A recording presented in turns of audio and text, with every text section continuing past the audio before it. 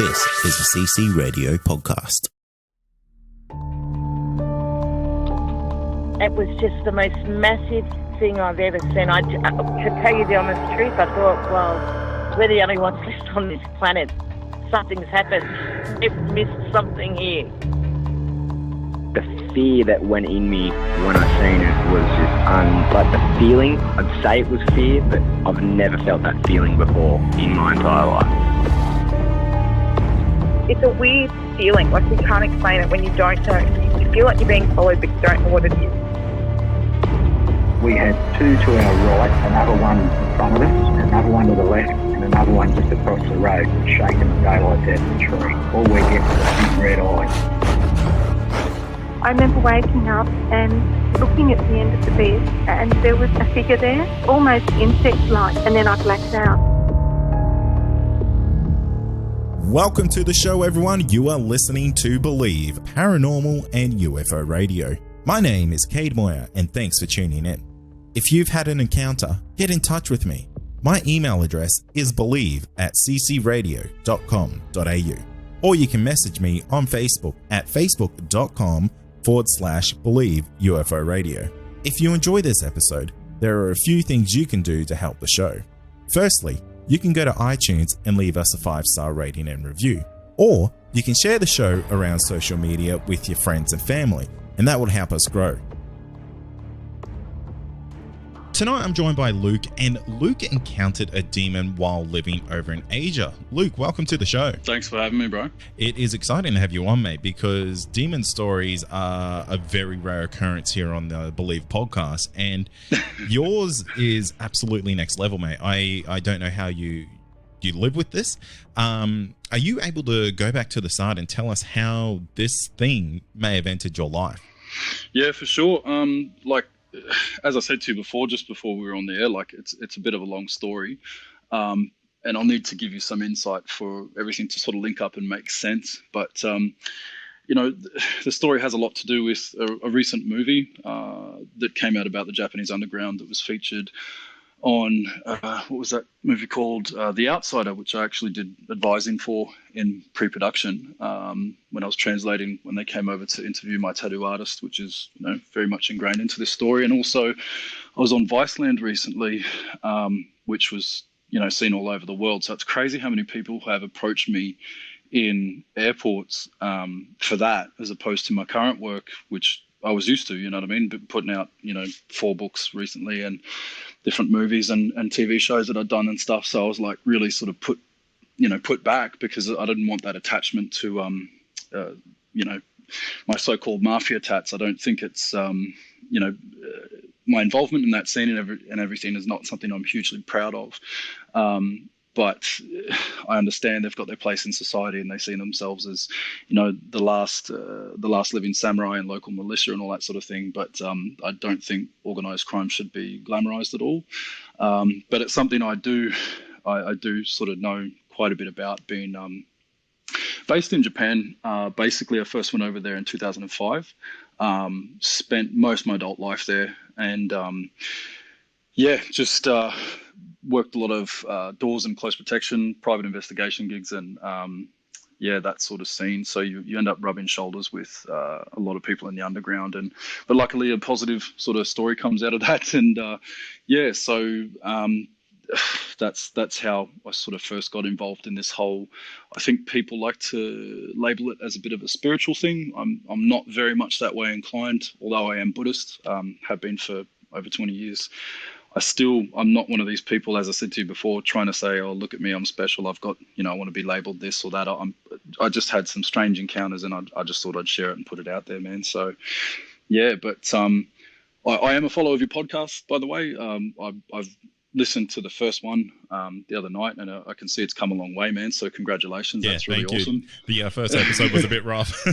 Oh, no. I mean, our one, was very humble beginnings too, man. Like just a phone, and even our Japanese version of the podcast and that. has come a long way, and we're using similar setup to you now, and it's really good to see that people have taken an interest in this sort of thing. I think it's a kind of cool subject, and we've had all sorts of guys from survival experts to LAPD to medium and spiritual types, and I've got to say, man, like before I go on with my story, I'm quite a skeptic on most things, and but I remain impartial. I give everyone that sort of basic respect, you know what I mean? I don't sit there and try to disrespect them or disregard their encounter or you know what I mean, but I'll hear everyone out. So I've had 2 encounters myself out in the bush, but I have trouble explaining it, but I always constantly go through that process of elimination, like not like these guys that I was telling you about before that go out and they're so-called researchers, and every time they find something, it's like, well, I don't know anyone else that lucky, not even real scientists that have got a degree and everything. So yeah, I remain impartial to it all, if you know what I'm saying. So yeah, I think it's a good way to be as well, because when you start to label yourself as a researcher or as an expert, you put yourself in a very, very, I guess, small box, and there's really no way to come out of that without, I guess, sometimes looking a little bit silly. I totally agree, man. And I've worked on firearms on shooting ranges, being a firearms instructor and specialist in certain things, being an armorer, and certain martial arts as well. I do have qualifications and lifetime of experience in that, so I can speak on those subjects. But on this, as I said, I've just got to remain impartial, because it's just something that happened. It's just an encounter, and yeah. So I see what you think. I was kind of spooked as a kid. You know what I mean? Like in Australia growing up, and my old man was a cop. He was a detective, and then head of some TAC crime unit or something like that.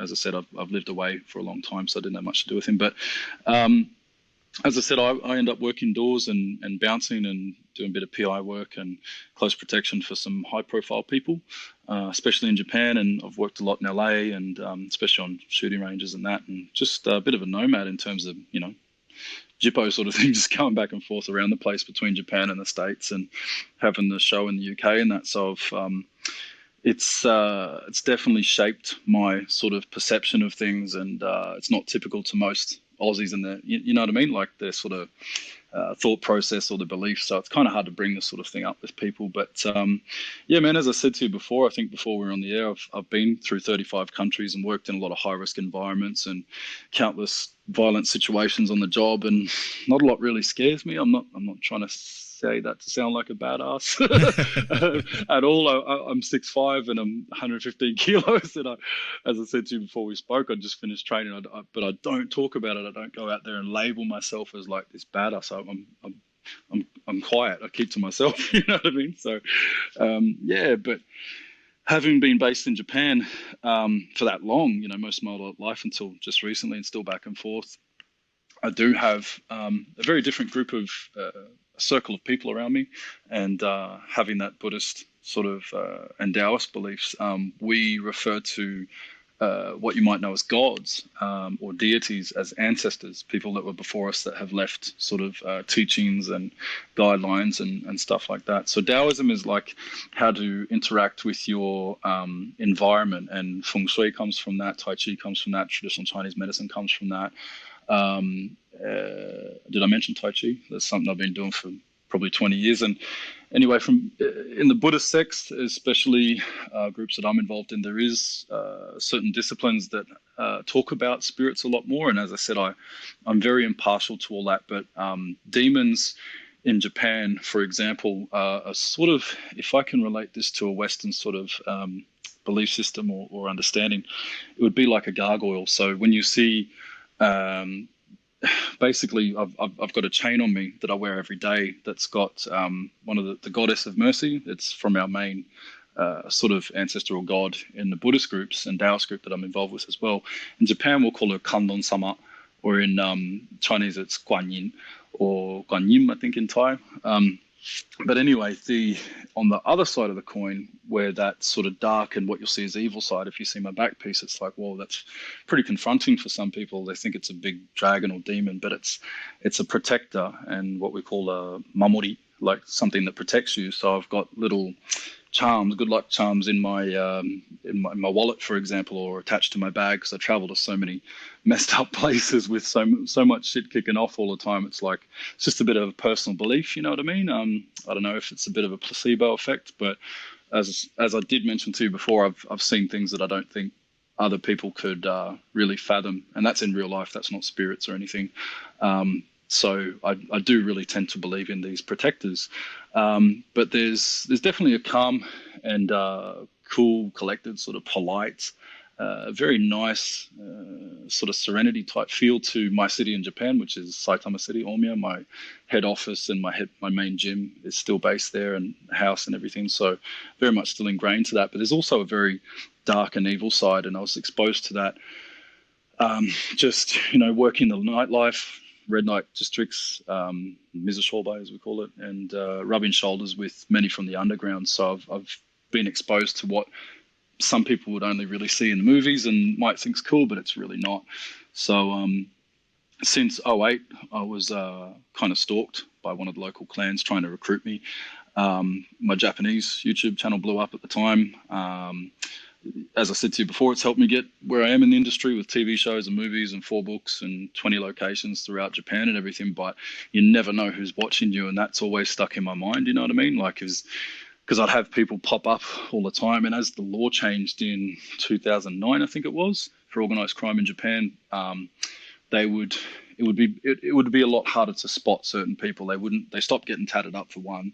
A lot of them turned into more of a business-minded type of approach to their operations, and your typical thugs or shit kickers, so to speak, they would sort of cause drama. But your real sort of I'm going to call them influential types. I don't like to use the M word. They're very hard to spot. So I wasn't paranoid, but I was always prepared, if that makes sense. And that can lead to a pretty heightened sense of stress.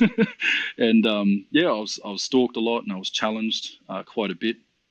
And it led to a lot of interesting gigs anyway, because I had that spotlight on me. And when I walk through the streets of my city, Saitama City, or Omiya, a lot of people know me. I take guys back and we'll go down to the local nightlife area, and I've got all these dudes stand up front going "Us, us, us, sensei," like this. It's I'm trying to say that this sort of thing isn't cool, but then when people come over and see, they go, "Oh wow, this is like the movies." I'm like, well, yeah, just remain impartial, just nod your head, bow, say good day, and be on your way. And I think that's best. So I try to not get myself tied up in any of that. But one of my very close friends, who's my tattoo artist, Horiden, is she's training to be a Buddhist, what would you call in English, like a priest, female priest, what would you call that, a nun, I guess, or bosan in Japanese. And so I've spent 200 hours with her getting inked, but then also the whole time speaking about the relationship between Buddhist philosophies and how they're depicted within the art of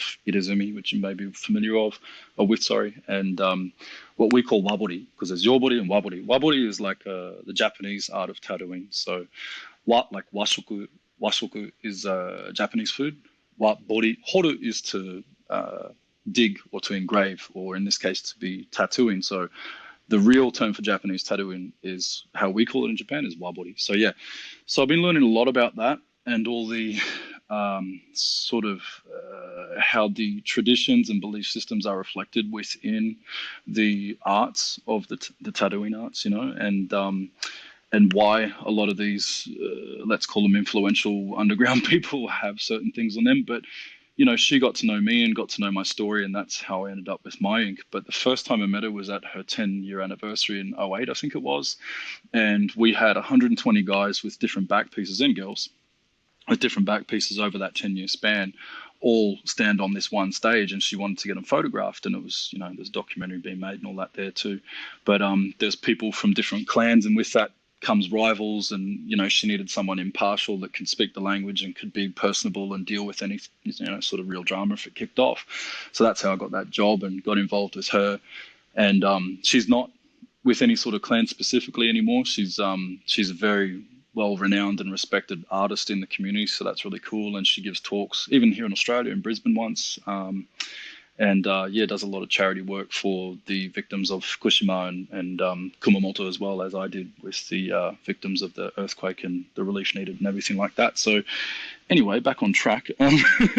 So I'm very involved with her and on a friendly level, I guess you'd say, and just have learned quite a bit about the cultural side of that. And so it's, as I said to you before, I translated and advised for her when the producers for that movie came in for Netflix, and a bunch of other projects, and also Viceland when Needles and Pins came in. So I'm used to talking about this subject and trying to remain impartial and not glamorize it. But my back piece, the first bit of my tattooing that I did over there, which is all I've got now.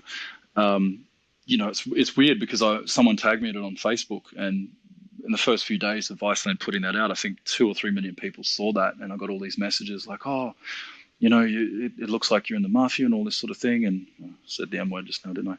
But they've sort of branded me in a certain way, and I was really unhappy with it because I don't think that any of that sort of thing's cool at all, as I said.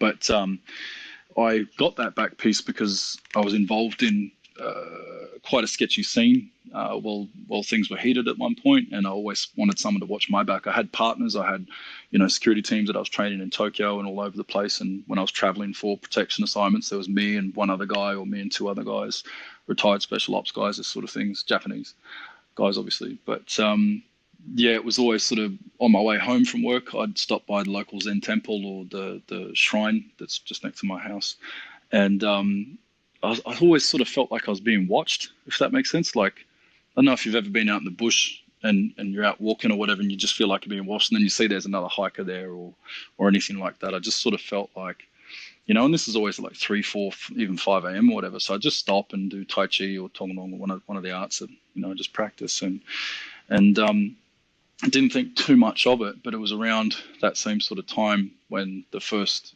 sort of encounter, as I guess I should call it, sort of happened. So we have a bunch of gatherings that we do around the world. Like for Silat, we'll go to Malaysia. We'll do a bunch of training there for like a week long on Langkawi Island or whatever. We do survival camps in Thailand. We'll teach survival and personal security concepts, and we'll do a bunch of shooting from cars and, working with local law enforcement, spec ops and all that. And I was working at the police shooting range, and the manager lady that was sort of translating, helping us acquire ammunition and helping me get on board with local cops and become friends with them, and them even lending me their guns sometimes on their days off. That was pretty cool. She played that part. So anyways, I'd finished up on the last day. We'd had a big shoot. We had 35 to 40 guys, I can't remember, from all over the world. The States, Germany, UK, even Australia, obviously. Australian Federal Police, one of our guys is a Fed that represents us down south at our branch. And so we're all pretty serious about what we do. But we went back to the resort, and I was about to give a debrief, and I was just knackered. So I said to her, I just want to grab one of these motorbikes and head up to the convenience store and get an iced coffee. I was kind of addicted to it. And she goes, I want an ice cream. And I said, ice cream? What sort of ice cream are you talking about? Like, what do you want? She said, I just go with you, like, I said, okay, cool, jump on the bike. And I'm a pretty responsible guy. I'm a father, I'm a family man, and I protect people for a living for a long time. So I'm not an idiot, you know what I mean? I don't jump on and go, check this out and fang a wheelie or anything like that. But and she's an older lady too, you know what I mean? Like, she's not old, I'm not saying by any stretch, but she was probably pushing 50, and I wasn't going to be a knob on the bike. So anyway, she jumped on, and I took it easy, went up to the road, got a coffee and an ice cream, come back, and noticed that the road was sort of like, it was out on the beach. Our resort was out on the beach. So between the main road where the shop was and the road that leads to it was parts of it were dirt and gravel and a bit of concrete here and there. And it was just, it's a bit of a mess. But anyway, we're on the way back, and I thought I was taking it easy. I was going quite slow. I must have hit the sand, and next thing I know, man, like, we're in the air, the bike just flipped, and I don't know what's going on. I was standing in 40-degree heat most of the day with all my gear on, shooting and running and gunning and throwing lead down range, and training a bunch of guys, and it's very high stress. You have to be on point all day. You know what I mean? You're being safe yourself, obviously, But also when you're teaching safe usage and handling of firearms, you've got to be on everyone, but keep a very relaxed sort of demeanor about you, because if you stress anyone out, or cause them to panic or whatever, which has happened in the past in LA, for example, I've seen people cause accidents. You know what I mean? So we kind of try to stay very calm. Having said that, keeping that balance is very tiring. So by the time I got back, I was stripped off. I think I only had some boardies on. So as we're flying through the air, it's hit me like, oh my God, you tool, you've only got, oh my Buddha, you tool, you've gone through the air, and now you're facing the ground. I've hit the deck. I've got bark off all over me, like my chest, my arms, my knees, my elbows, my hands, even my hands. That sucked. I've got to use my hands for work, man. Like, running and gunning and teaching weapons and all this stuff. And now I can't even hold, soap or anything. So that really sucked. But we hit the deck, and she's, I just heard her scream, and I looked over, and the bike was on top of her, the muffler. It was on her arm, and she'd hit the deck as well, obviously, and she was wearing a singlet or something like that. And where she'd had bark come off her arm, a lot of skin come off her arm, the bike had landed and it was burning her. Oh, no. So I've sort of come to, and I've looked over and go, oh shit, and I've pushed the bike off her. Not like I'm the Hulk or anything, but I'm just saying it was a little bike, like a moped, but it sounds like a dirt bike, and you feel like your Sons of Anarchy riding with your crew through the streets. Just a bunch of tools, really. But yeah, man, we're just having fun. So anyway, I was being careful, as I said, but it was only a little bike, so I pushed it off her, and I've sort of looked around behind me, and there was it's really bizarre, man. We landed between two trees, like palm trees. And in front of us, behind us, but if we were facing the way in which we sort of flew off the bike, it'd be in front of us a small Buddhist shrine. Now, a shrine looks like a mini temple. It's just a place of worship where you will do prayers and offerings and stuff like that. We have them all over Japan. We have them in our house. We have them in our main dojo back in Omiya, in my city over there. And so it's a common thing, but just the fact that I didn't notice it going past, and the fact that we landed right in front of it and missed these two trees, which we could have, come flying off that bike, landed head first into and died. Freak accidents like that. I saw one of my friends when I was 16 die like that. It was absolutely horrible. He'd come off a bike and hit a car like that. So, it's something that I'd consider to be a near-death experience. And anyway, we got up on our feet eventually, and we're all dazed and disorientated and we're heading back to towards the hotel, and my guys come looking for us because we were longer than 10 minutes or whatever. They come looking, which is good of them, but most of them are like cops and military, special forces, whatever. So they see us walking down the road like zombies. We got blood coming out of us all over the place, and we're all limping and like this. And so they help us get back to the hotel, and I remember she went to hospital and come back a few hours later. I'm lying there bleeding, trying to patch myself up. I've always got first aid kits on me from being on the range, but she brought back this sort of curry based thing. I think it was called cumin. I could be wrong. But something like that. And she goes, look, I know this is horrible. I've been patched up, I'm fine. I only just had a scar and I'm sore, but you're in a really bad way. But see, I know guys that ended up in the hospital down there and had to get their arm. One guy, an Irish fella that had a bike accident, had to get his arm amputated. See what I mean about not being able to talk properly? So anyway, I was like, I'm not going to hospital. I'll just patch myself up. So she brought this curry back and threw it in all my wounds. And I'm sitting there screaming like, oh my God, that was like instant regret, the worst thing possible. I've gone, why would you do this to me? I've just got mad road rash, and you're just like, put this curry in it. I'm like, yeah, sure, that sounds great. So that was a really bad idea. And then she left, went back to whatever she was doing. I can't remember. And I'm sitting there in bed, man, and I'm just sort of in and out of consciousness. I was knackered. I was absolutely knackered. I was really tired. But I remember looking forward at one point, and I looked to the side, and as I looked from my bed towards the bathroom, on the side of me, on my left-hand side, there was this big window. And on top of that window, where there was like a curtain, there was a curtain rod. There was this massive black, for lack of a better term, what I would say demon-looking thing, just sitting there with his knees bent, his arms sort of draped, sort of hanging over one knee was his top arm, and the other arm was hanging down, and he was just looking at me, and I was like, what? Trying to keep this PG rated or whatever we call, but yeah, I let out some profanity, and I was like, what? And then I looked to the side and I looked back and it was still there. And I looked away again to the side and I looked back and it was still there. Oh, wow. And I turned my head to the side, like, you know how when you look at something, you're like, what the fuck? You know, I was like that, and it did the same thing. It looked at me like, what? Oh, that's creepy. Yeah, it was really creepy, man. I was like sitting there. I don't panic about much. I told you before we went on air some of the things that I've been through, and not a lot phases me, man, you know, and that did. I was like, what? And I look away again, I look back and it was gone. That was it. Oh, wow. Yeah, and it had, so just to be specific, because I know everyone's going to ask, well, what did it look like? You know, it was big and black, and as I said, I'm 6'5", 115 kilos, 265 pounds for those over the States or whatever. So I'm a bigger fella, but this thing was bigger than me, and I'm not trying to say that it was a yowie or anything like that. I'm just saying it was big, and the face and the head of it was kind of the best thing I can describe that's similar of relevance is, do you remember that skateboard brand Spitfire wheels with it looks like a smiley face, but it's turned into a demon. The head sort of flames, and yeah, it was, it sort of looked like that, man. That's the best thing that I can sort of relate it to from memory. So I was, it's so clear in my mind when I think about it now. It's such a vivid memory. Like it's, you know what I mean? Like I can remember, because after that, as I said, I had an accident after that and brain surgery, and I've got brain damage since then, but I can still remember this very clearly, even just looking at it, even the room and everything. But what happened before and after that is still a bit of a blur, if that makes sense.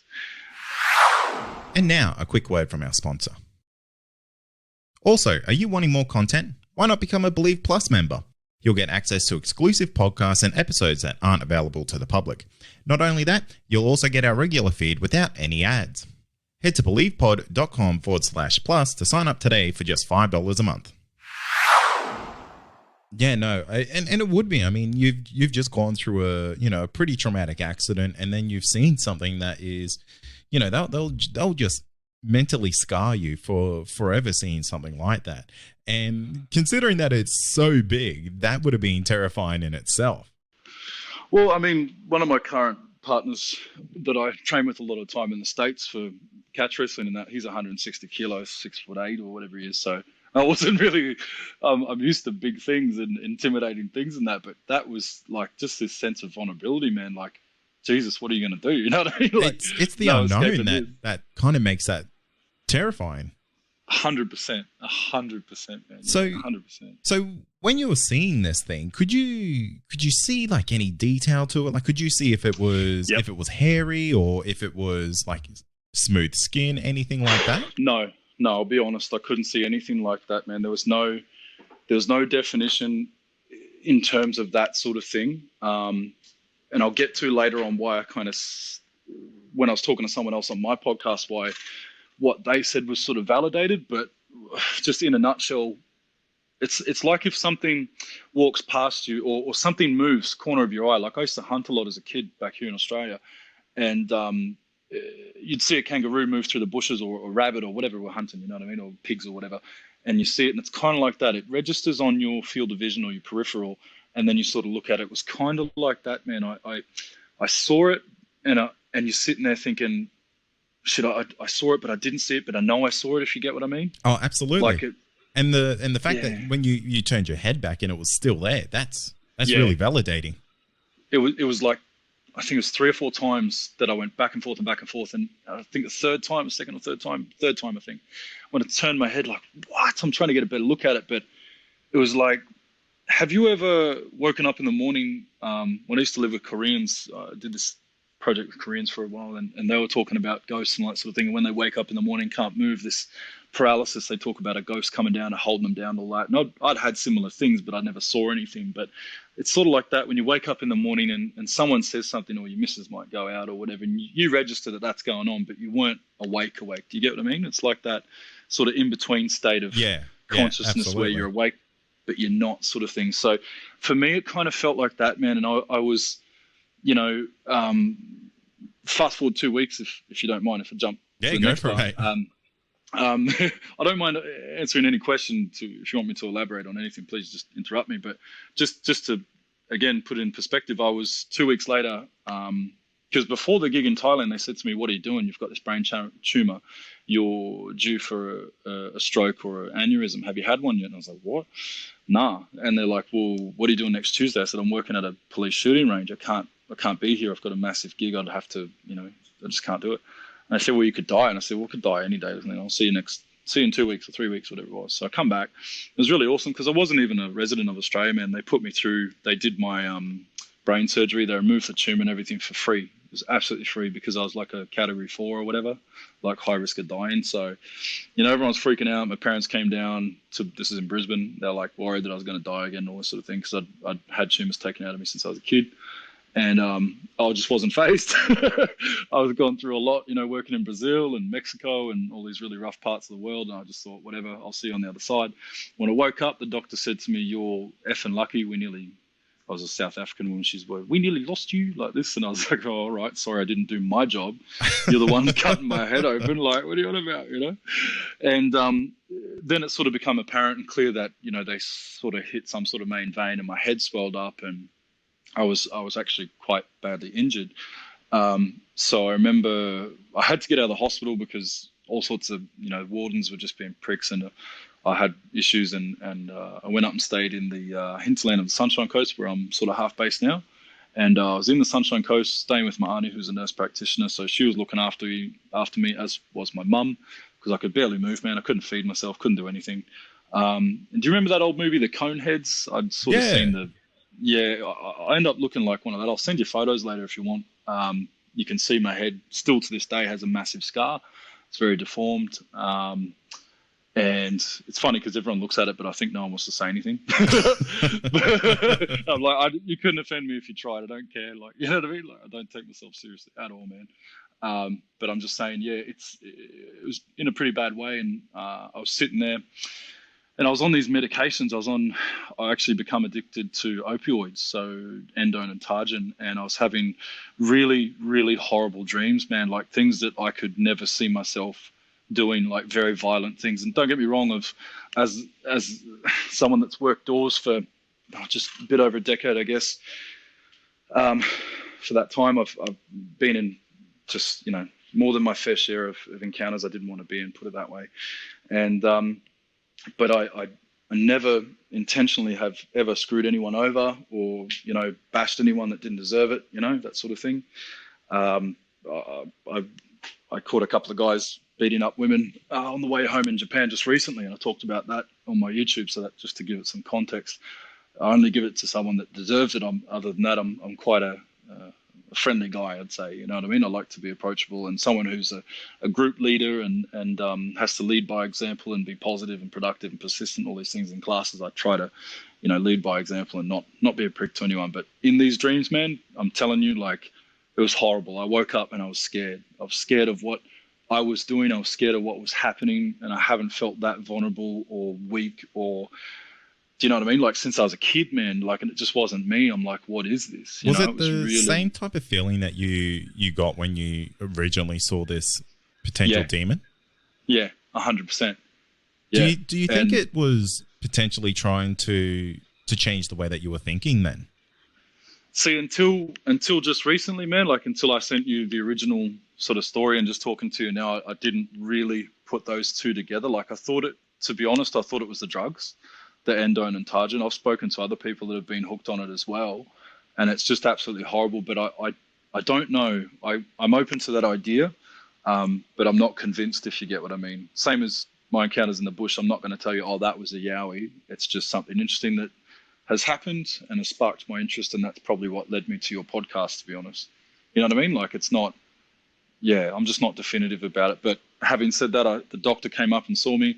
I had a home doctor, and they were testing what was leaking out of my head, which was only hematobin. So they were checking if it wasn't like spinal fluid or anything like that. And I said to him, I've got to get off these drugs. I'm having horrible, horrible dreams.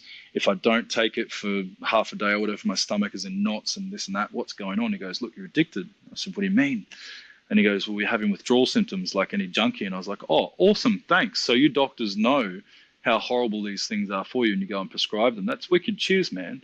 Jesus, like, And so that's at that point is when I first started using medicinal cannabis. And I have a prescription now. I'm a TGA approved patient. That's half the reason I spend a lot of time in Australia, other than trying to get my daughter to learn English and go to a school here. But, I've had all sorts of things in the States, man, like edibles and things. And I've had mad trips and all that sort of thing whilst experiencing that. And I've never had any sort of hallucination that has made me see a spirit or a demon or have any bad dreams or anything. It was only at that time that I was on these prescription drugs, these opioids, this endo and Targin, as I said, and it was only around that time. So, as I think I said to you, my head was swelling up, and it ended up popping, and it's very hard to explain, but I'll send you photos. You're probably going to be a bit grossed out. But I woke up, man, I was in my chair because I had to sleep sitting up. So I woke up to this like type sound, and there's blood spurting all over my chest and my arms and that. And I'm like, what? And I don't know, I guess my mum and my auntie, the nurse, could hear the commotion. They came in and they were patching me up and, had towels on me and all that. And as I said, the doctor was coming up and testing that after that to make sure it wasn't spinal fluid. But with that, my head popping, so to speak, it relieved me so much. Like I was able to sort of see clearly and think a little bit clearer. And I was able to stand up alone for the first time. Went to the toilet and I come back, and as I've come back to the room and I've sat down in the chair that I sleep in and I closed the door jammed, and it was as if someone put their foot in it. You know what I mean? If you close the door and someone's put their foot in and gone, hold on, I've got something to say to you, sort of thing. Yep. Like that sort of thing. And this, it's hard to explain just over the phone, but this big black hand with very long fingers. Like I've got a big hand, obviously being a bigger dude. The fingers were like twice as long as mine. I've got a size 15 shoe, so I've got a big hand as well, if you know what I mean. So the fingers and the hand and the arm of this thing were a lot bigger than mine. I was freaking, man. Like it came around to my side of the door. It sort of come around, and just the way that it moved, like sort of not clenching its fist, but the fingers wiggling as it sort of grabbed this thing, latched onto the door, pulled it towards itself, sort of thing, as it sort of coming towards me, but it was sort of latching onto it so it could pull itself around. And I started to see the face, and straight away I knew that it was this thing again. And I was just like, you're kidding. Yeah, I was just, I'm lost for words now. You know what I mean? I was like, F off.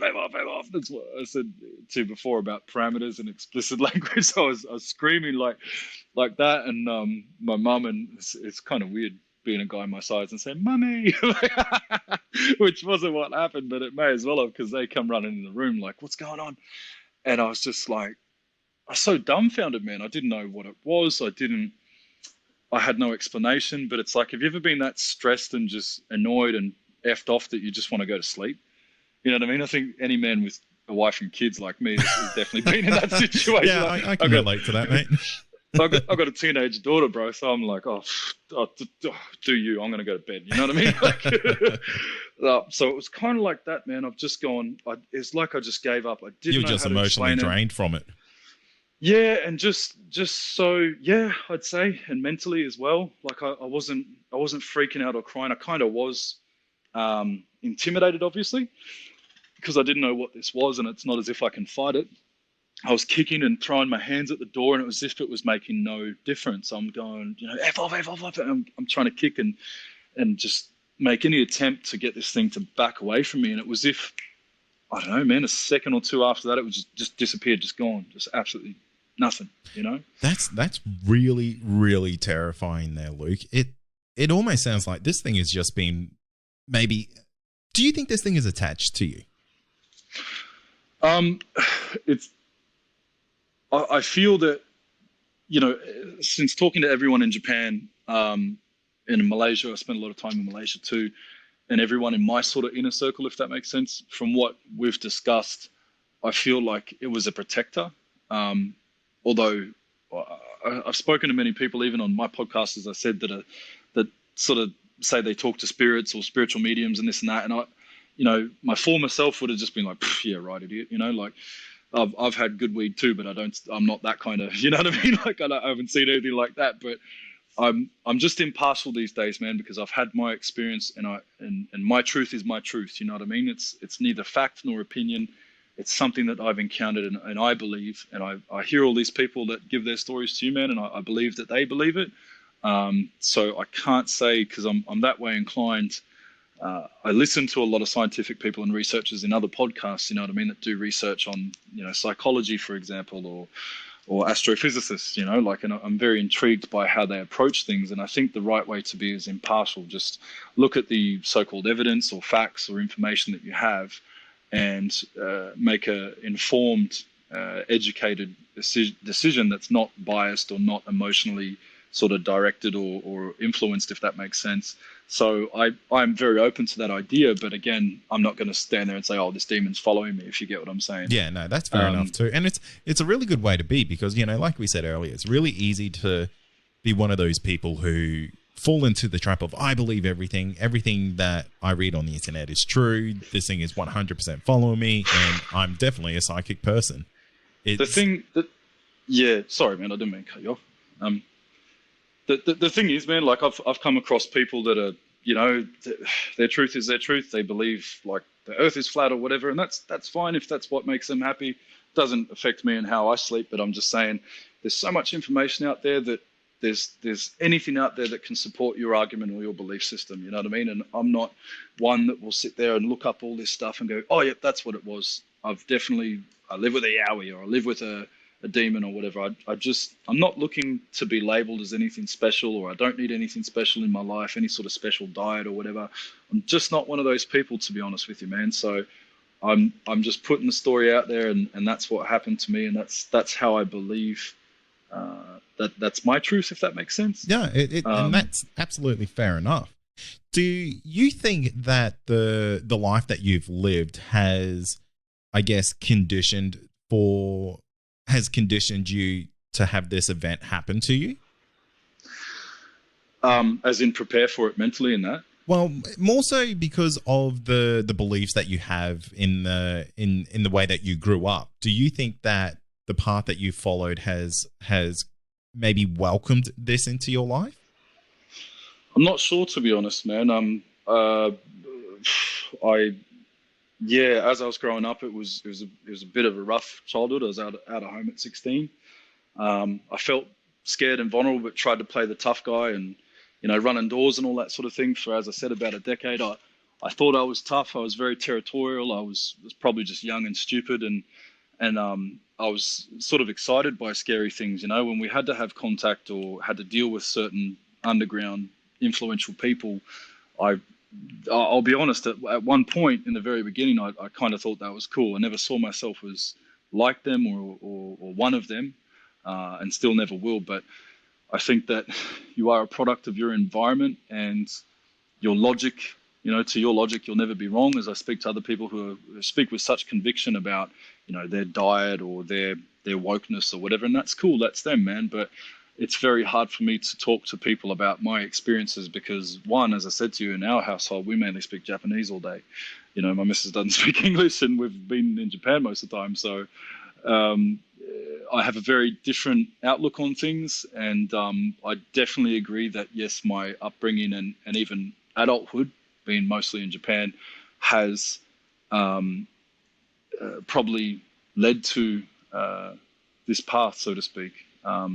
I think we all have our own path, and as I study a lot of these sort of people might call it spiritual guidances or whatever, with Buddhism and Taoism, all that sort of thing, it influences my approach to things, but I still just try to remain impartial. Hey, I've got to say, one thing that makes it really validating for me when I've heard other people's stories, like my second episode of my podcast, the Luke Holloway podcast, is just, we had Jake Kassar on. That was about Yowies, actually, the second episode. And we had Jake Kassar on, who's a renowned Australian survival expert on bush medicine, edible foods, edible plants in the bush and all that. And he talks about this story of Yowies. And it was really cool because the most recent 3 videos on the Australian Yowie research, Australian Yowie hunters, whatever it was, on their YouTube channel, he actually was on there with the other 2 guys that were there with him. And they told the same story.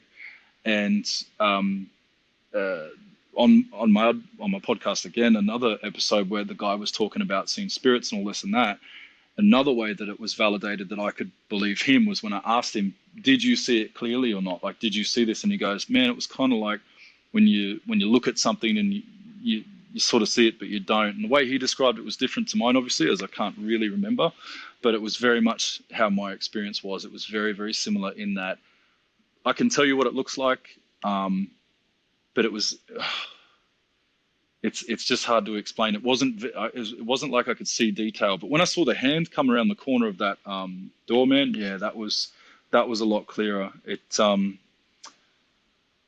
I've got a Rottweiler that's in the next room. He's 60 kilos, and it was similar to his arm, but the end of his arm, like the hand on the end of his arm, the hand of it was more sort of human, but sort of like a claw, if you get what I mean. It was big and black. I completely get it. So you could actually see detail on the arm, like hairs and things like that.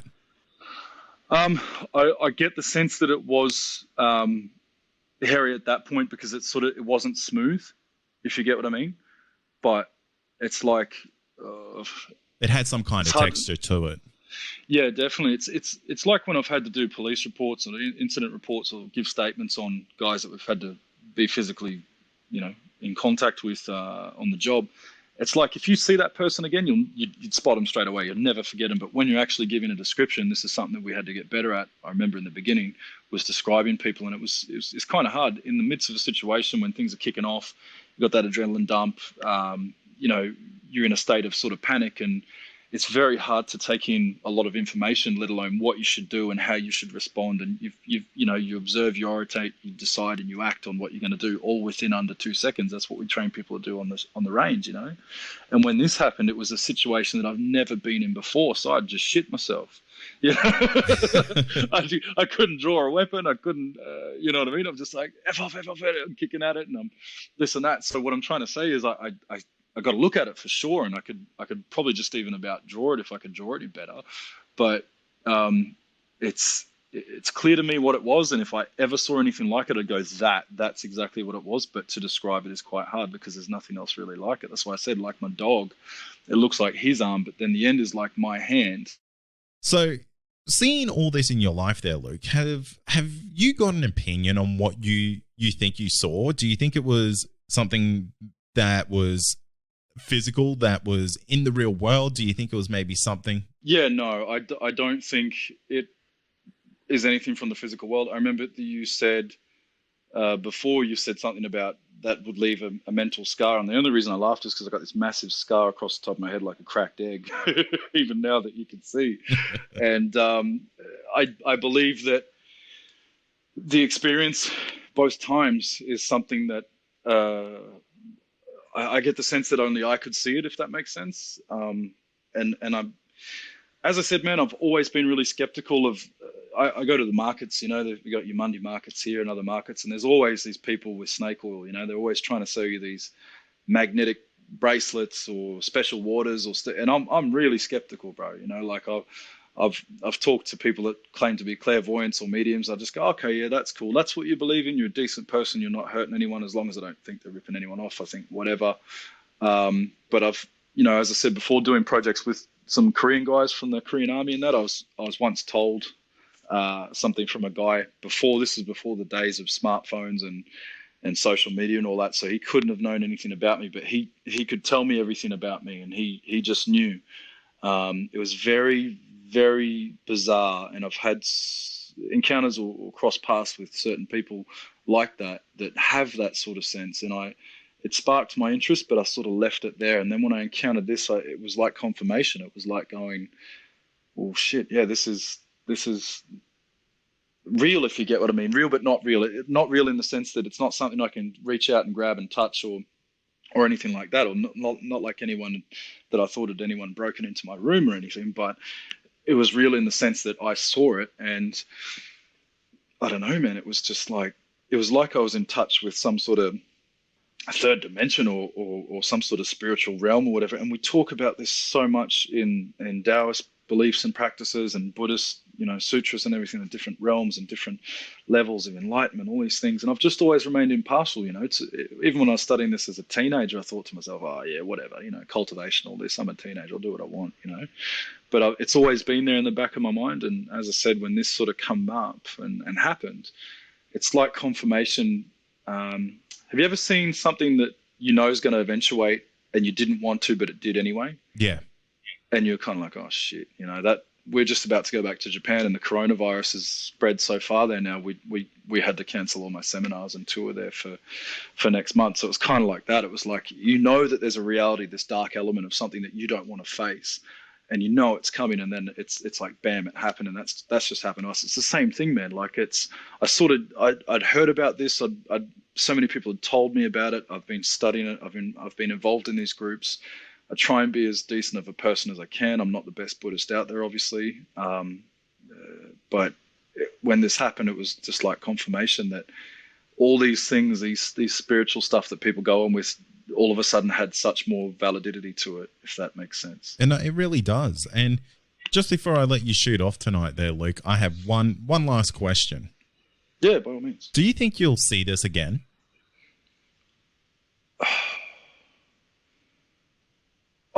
I've learned that in my travels, anything or anybody they're unpredictable. Everything's unpredictable. But what I can say is that if I did see it again, I'm very intrigued, so I'd like to see it. I saw something driving down the road, like when I thought I had some sort of encounter with some sort of Bigfoot or whatever, you know what I mean? Like a yowie, something I've always been intrigued by. But it's like, I didn't see enough of it. When I drove past again, it wasn't there. So it was like, I'd like to see it again so that I could confirm for myself that, yes, I did see this, or yes, this is real. And it's just to that level of being intrigued of like, what was that? Do you know what I mean? It's like, I really want to see it again. But at the same time, man, I can tell you with absolute conviction that I don't want to see it again, because it scared the shit out of me. And I'm not scared of much. Like, I'm not saying this to brag or to try and sound like a badass.